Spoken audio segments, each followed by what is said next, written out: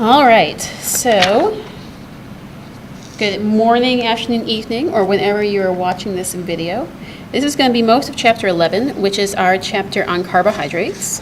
We're going to start off by looking at carbohydrates and kind of their definitions. So carbohydrates make up one of the four major classes of biomolecules. We've already talked about the other ones, the lipids, nucleic acids, and proteins. Carbohydrates make up most of the organic matter on Earth and are able to act as energy stores, fuels, as well as metabolic intermediates, which we'll look at more when we look at glycolysis. Ribose and deoxyribose sugars are important because they form the framework of RNA and DNA. Polysaccharides make structural elements in cell walls, which we often refer to as cellulose. And carbohydrates are linked to many proteins and many lipids to make them functionally active. So monosaccharides have the form of CH2ON, where N can be any number between 3 and 9. As such, they have some very specific naming. All monosaccharides are aldehyde or ketone derivatives of a straight-chain polyhydroxy alcohol containing at least 3 carbon atoms. So depending on how many carbons we have, trouble with the camera today. There we go. At least 3 carbon atoms. Depending on how the carbonyl group is attached, it is either going to be an aldehyde, which we then call an aldose, or the carbonyl group is a ketone, which we then call a ketose.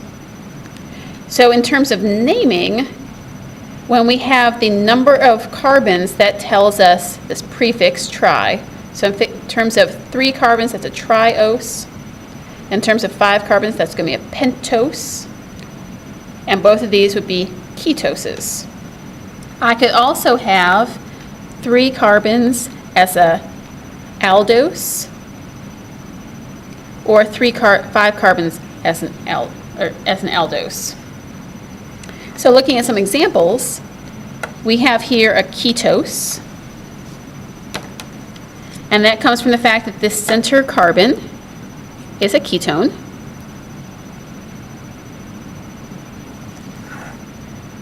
Or we have this where is an aldehyde functionality,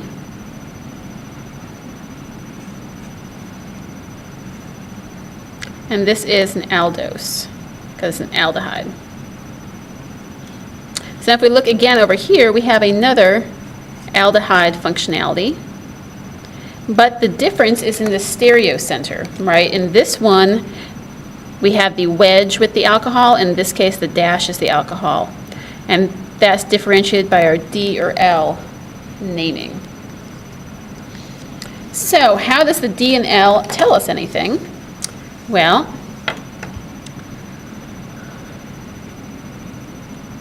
carbohydrates are named D or L based on the configuration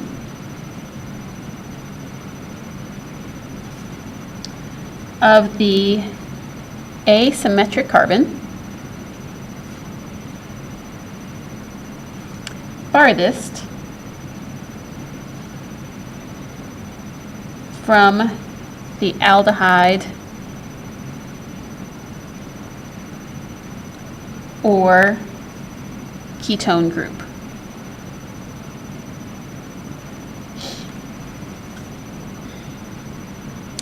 So, as we have over in this case, we have 2 forms of the same generic molecule, glyceraldehyde. It has an alcohol, 3 carbons, and at the top we have our aldehyde group. Here we have same thing, alcohol, 3 carbons, and then our aldehyde group. So the D or L conformation comes from the first asymmetric carbon furthest away from the group. So in this case, we are looking at specifically this carbon. And then looking at how, if it's the wedge or dash, if it's the D or L form of it.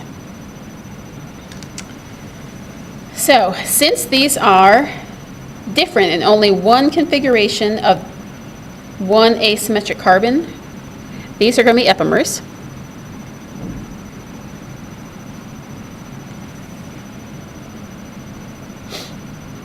They're not enantiomers because they differ only at one position, because they have the same configuration here at C1 and at C3. So if we look at some examples of, this figure is in your textbook, in the biochemistry textbook. Here we have the smallest aldose, glyceraldehyde. In this case it's written as D, because we're looking at the first asymmetrical carbon farthest away from the aldehyde group. So that is going to be D.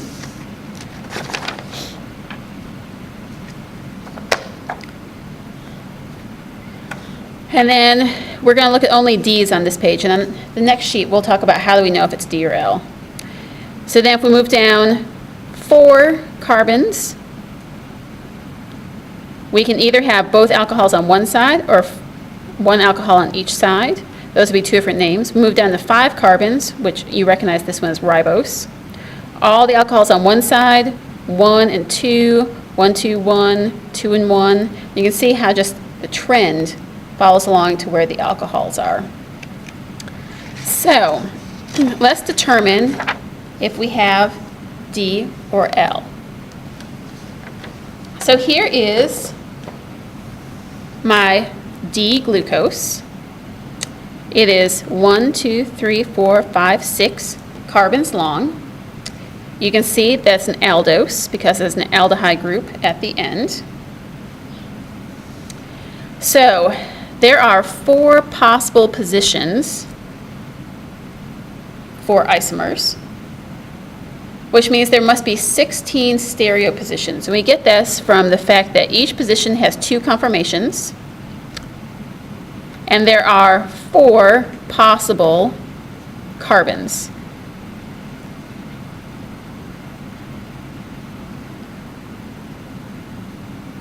So there are 16 possible stereo positions for this molecule. So the D or L is based on, if this is the aldehyde group, we're going to look at the carbon farthest away from that group. So we're going to look down here at this. This position right here is going to determine D or L. And since on this flat Fisher projection the alcohol is on the right side, this is a D-glucose. So that's the easiest way to look at how to name it. You count down from the aldehyde group to the farthest asymmetrical carbon, which is this one, and you look to see if the alcohol is on the right or left side. If it's on the right side in a flat Fisher projection, it is D. If it's on the left side, it is L. So how does that help us deal with actual sugars in the body? Well, in reality, these sugars are going to be found as rings, not a straight chain. So the predominant form of aldosis and ketosis, not in a straight chain, they're going to be cyclized. So monosaccharides with 5 or more carbons typically cyclize. And there's 2 ways that they can cyclize. So if I look at D-glucose again, which we just had, here is my Fisher projection of it. My D-glucose with its 6 carbons. It is going to cyclize so that carbon number 5, as you can see here, here's carbon number 5, so it's here, is going to have this oxygen come around and attack that carbon, which is the aldehyde carbon, which then, depending on how the final stereocenter of that carbon comes out, you will either have alpha D in this case glucanopyranose, or beta-D-glucanopyranose. So these are Haworth projections.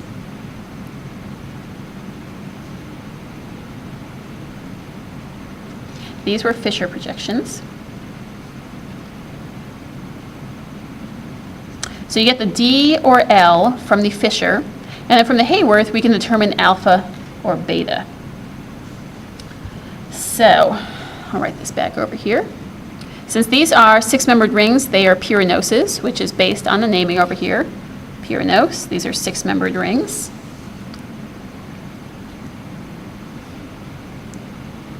A five-membered ring would be a furanose. So we have these two different forms. We're going to have the alpha and beta forms of every cyclic sugar. So over here we have the alpha and beta forms of the glucanopyranose.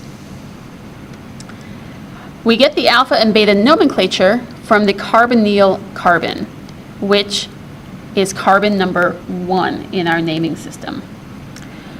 That is going to be our chiral center in the ring. How we know if it's alpha or beta? If it's alpha, the alcohol group of the anomeric carbon, carbon number 1, is on the opposite side of the ring from the alcohol.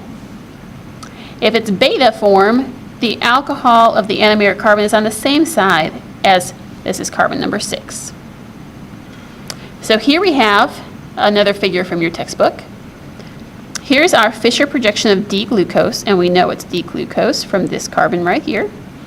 It can then cyclize into two forms, with carbon number 1 having its alcohol on the bottom compared to carbon number 6. That one's going to be alpha. So this is on the bottom compared to carbon number 6. That's why we call this alpha. Or that alcohol could be on the same side as carbon number 6. This is going to be our beta form. So you should be able to take a Fisher projection, convert it to a Haworth projection, and then be able to tell me, is it D, L, alpha, or beta? Alpha and beta are anomers of each other.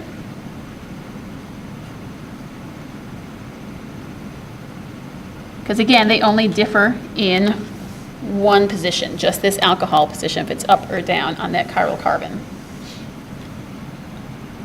So the carbonyl carbon, the anomeric carbon, the chiral center is carbon number 1. And we're going to compare what's on carbon number 1 to what's on carbon number 6.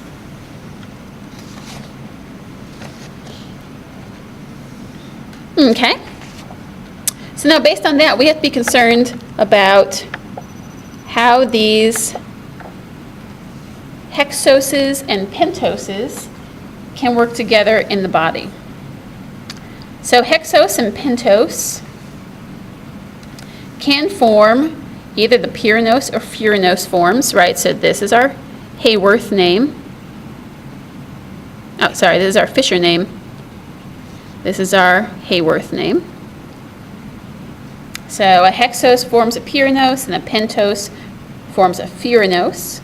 Since glucose is a 6-membered chain, it typically forms a pyranose.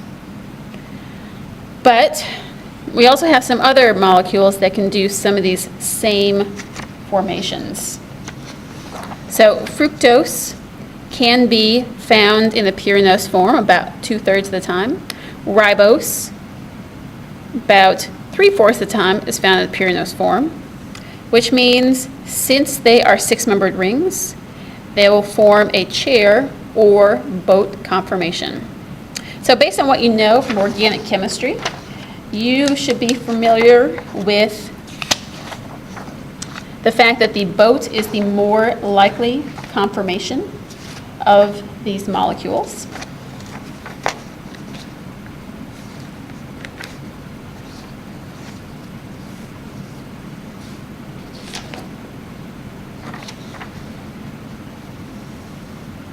So if we look here, I guess we'll look at this figure first.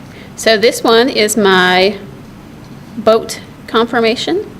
This one is the chair conformation. Looking at my sugars, this is going to be carbon number 6. This one over here is carbon number 1. So again, we're comparing this alcohol to that carbonyl group. Or we're comparing this one to this carbon number 6. So in this case, they are not on the same side, which means this is the beta form. In this case, they are on the same side, which means this is the alpha form. But they're in equilibrium with each other, so because they're both boats, they can conform back and forth between the two. In real life,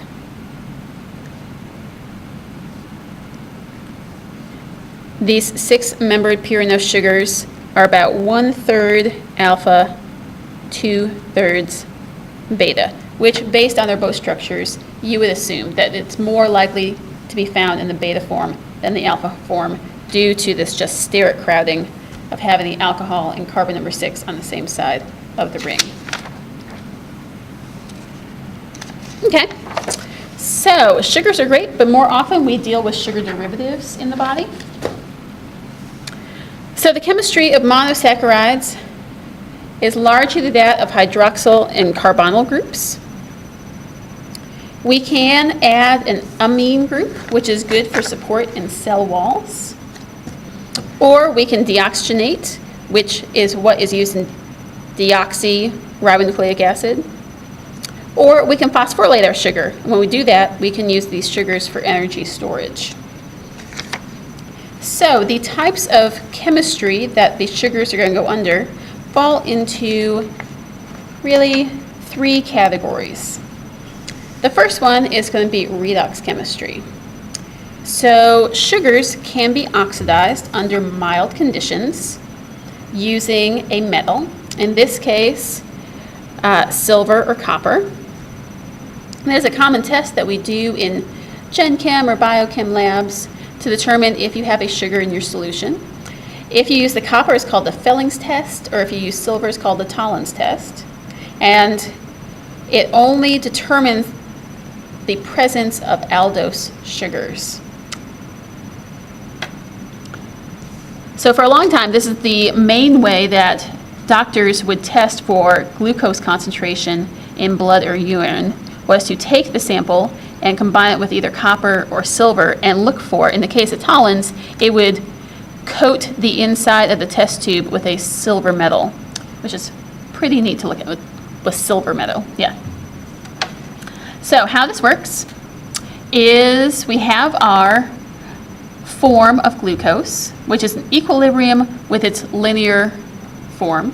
So 99% of the time, glucose is found as a ring. About 1% of the time, it manages to get into a linear structure.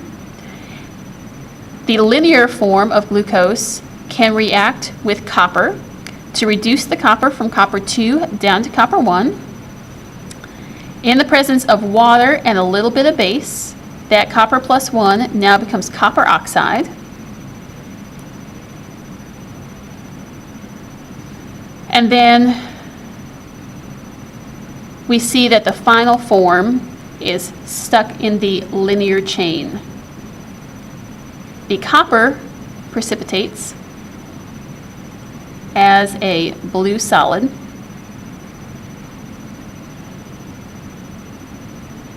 Which is the indication that the sugar is in the solution. So the presence of the sugar with a little bit of water, a little bit of base, forces the copper into a copper plus 1, which then combines with the oxygen from the water and precipitates the blue solid, which is the indicator that you have glucose in your solution. Ketose sugars do not react in this way. So this is a test, it is a great test, that's why they used it in medicine for testing glucose concentrations, because you get a definite yes result. All right, so that's one kind of reaction that we can do with our sugars. Another one is phosphorylation, and this is going to be important for our metabolic processes. This is the first step of the glucose breakdown in the glycolysis cycle. is to convert glucose to glucose 6-phosphate. When we do this, the sugar has now gone from polar to anionic because now it has a full charge on it. So here are some examples of some phosphorylated sugars. So here's the first step in glycolysis, this glucose 6-phosphate. There's also dihydroxyacetone phosphatate, which is a 3-membered sugar with this phosphoryl group on the end. And then this is the one we were looking at earlier. This is our 3-membered sugar, which is glyceraldehyde 3-phosphate. Both of these are important molecules in the glycolysis cycle also. So a main reason that the body wants to phosphorylate the sugar, when we do this, we now prevent the sugar from leaving the cell.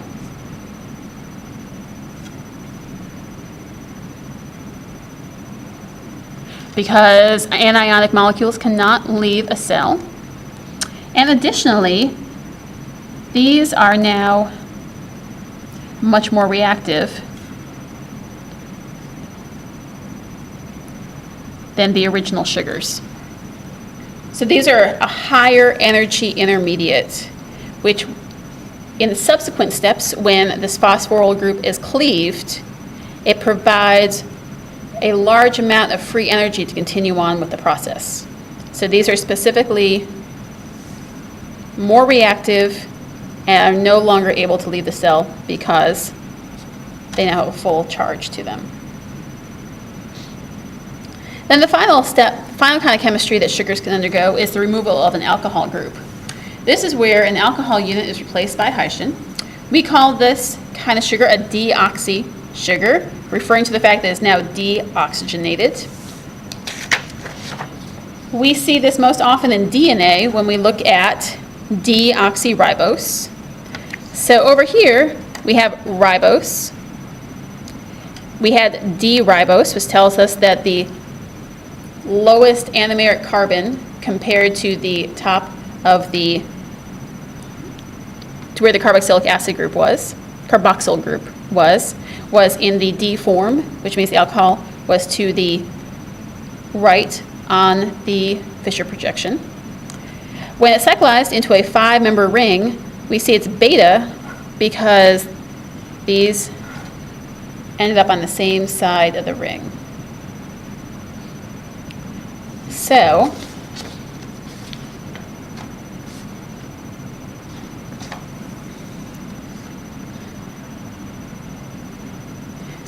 lost my train of thought. Beta D-ribose is over here. If I want to deoxygenate it, one way to do it is to do beta 2-deoxy D-ribose, which means, again, this is carbon number 1, this is carbon number 6. So as I run across 1, 2, 3, 4, 5, oh sorry, carbon number 5 is a 5-member ring. That carbon number 2 has now been deoxygenated. This deoxyribose is the main sugar used in DNA formation. Another member that does not have an extra alcohol is L-fructose, which is one of the few naturally occurring L sugars. So again, this is carbon 1, 2, 3, 4, 5, and there is no alcohol group hanging off of carbon number 6. Oops, sorry, it's down here, carbon number 6. So one of the few naturally occurring L sugars that does not have an alcohol on it in addition. So those are going to be the 3 main forms of chemistry you're going to need to know how to do with these sugars. Redox chemistry, not necessarily how to do the steps, but know that you can use copper or silver. You'll see a precipitate, which tells you that these are going to be aldose sugars, which are 6-membered sugars. We also have phosphorylation, which is important for metabolic processes.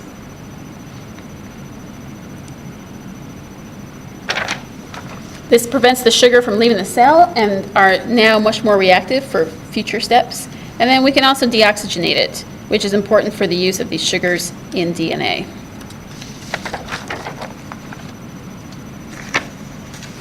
So sugars can also be found as polymers. So just like amino acids and nucleic acids, these polymers, or these units, can polymerize. So polysaccharides is the study or the naming of all the polymerized sugars. So sugars that you're probably familiar with are sucrose, maltose, and lactose. These are polysaccharides, which means they are linking two or more sugars using a glycosidic bond. A glycosidic bond is a bond connecting the anomeric carbon, which is carbon number 1, to the hydroxyl group of the sugar next to it.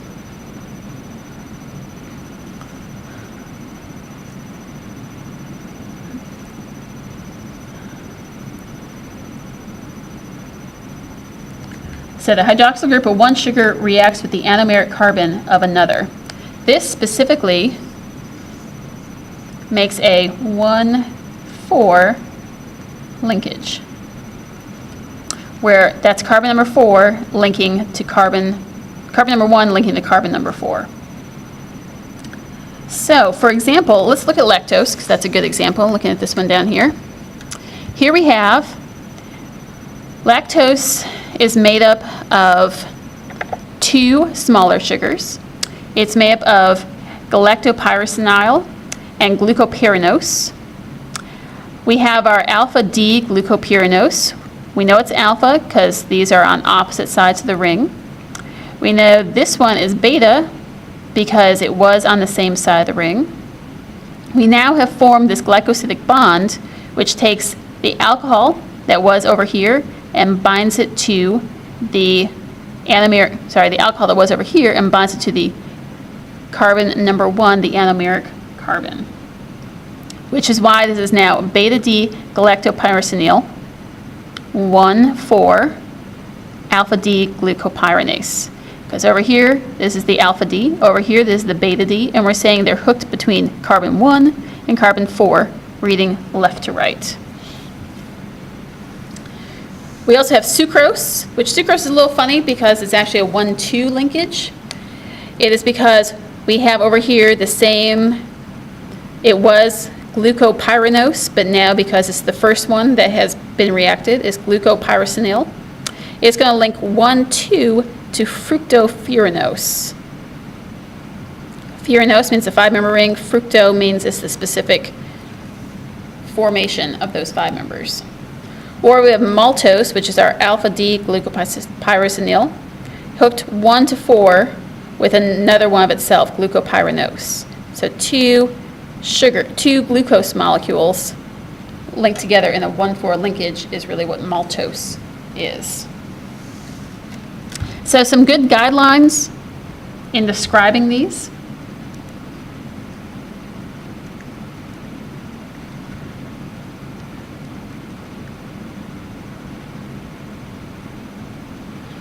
Is to 1, specify the monosaccharide. So in the case of what we had over here, lactose, it's going to be a galactose and a glucose.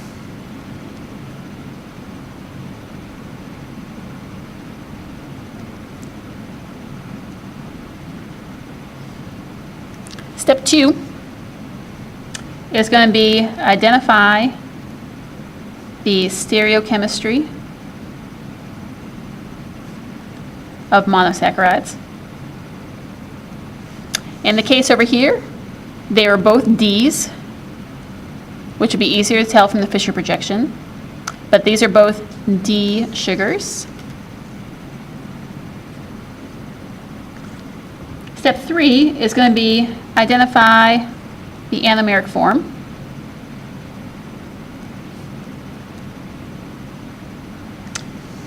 In this case, we have the beta galactose and we have the alpha glucose.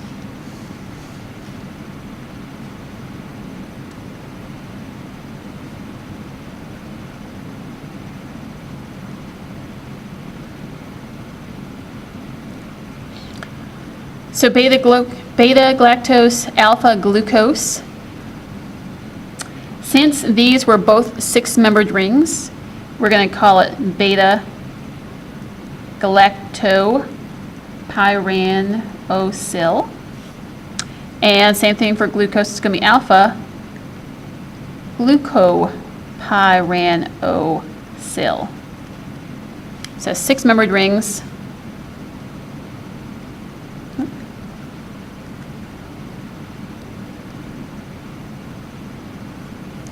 If it's a 5-membered ring, it's going to be I spelled that wrong. Furano, furanoside.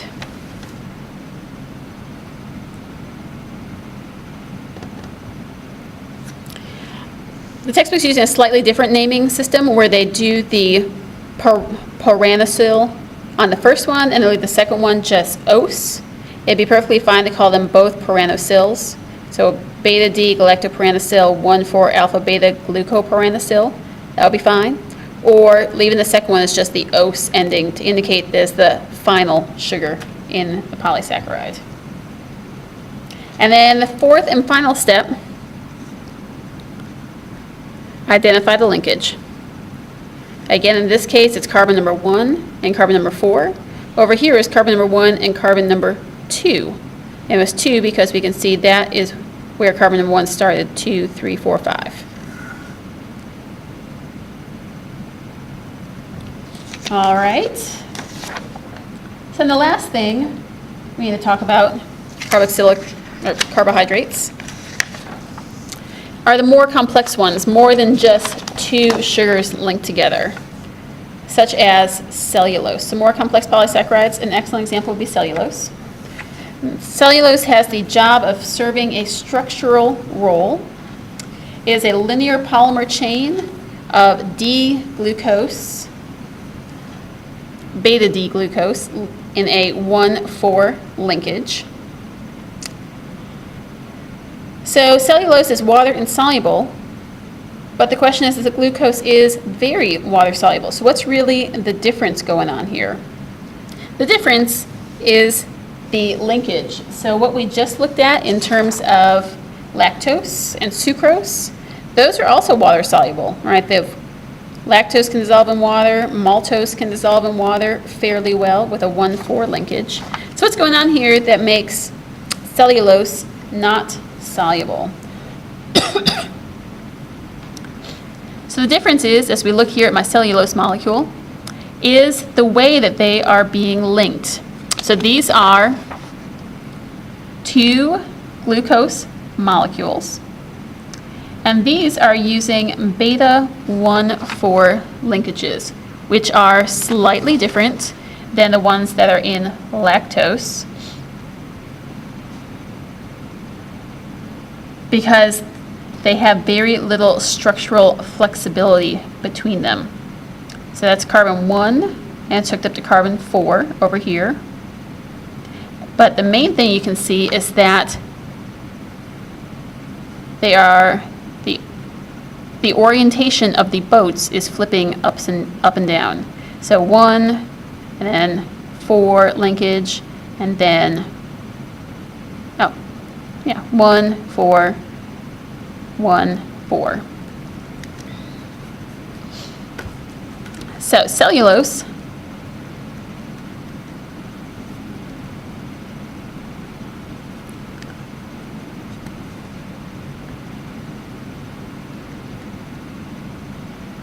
due to these linkages has very little flexibility, forms a pleated sheet, which we saw before when we talked about proteins. This pleated sheet is then very stackable, as we see over here in this diagram. We have sheets of cellulose that are forming hydrogen bonds between 2 sheets, which means they are very stable molecules. So the point that cellulose is water insoluble comes to the fact that it has all these hydrogen bonds, so it forms a very stable structure. Another thing to know about cellulose is that we can't digest cellulose. We can digest these other sugars that we were looking at, what were my examples? Maltose and sucrose.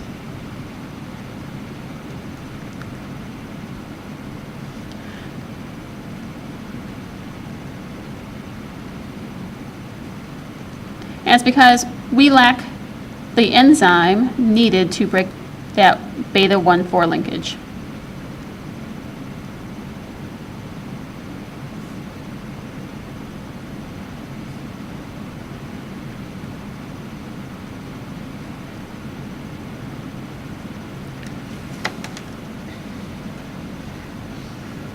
So maybe thinking, well, I know for sure that animals can break down cellulose. Well, it turns out that animals host microbiotic organisms in their digestive system that are able to help with digestion. So mammals do not have the capability on their own digesting cellulose. They require the help of bacteria in order to do that. All right, last thing are carbohydrates linked to proteins. So carbohydrate groups can be covalently attached to form a glycoprotein. These glycoproteins are the components of cell membranes. They're important for cell adhesion. And most importantly, it's how our blood system works. So human ABO blood types have carbohydrates attached to the proteins on the surface of red blood cells. They all have a common foundation in that they all have the O antigen in common. But the A and B antigen have an extra monosaccharide attached through a alpha 1,3 linkage. And so if I look over here, here is my O antigen, A and B antigen.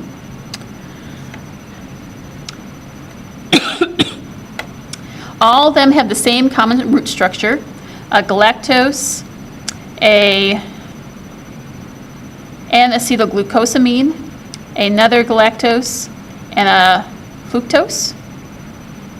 The A antigen has an additional acetylgalactosamine, where B antigen means that it has an extra galactose attached to it. So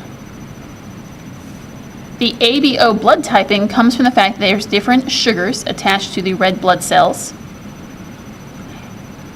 and they're not interchangeable. The body will reject incompatible blood cells. So,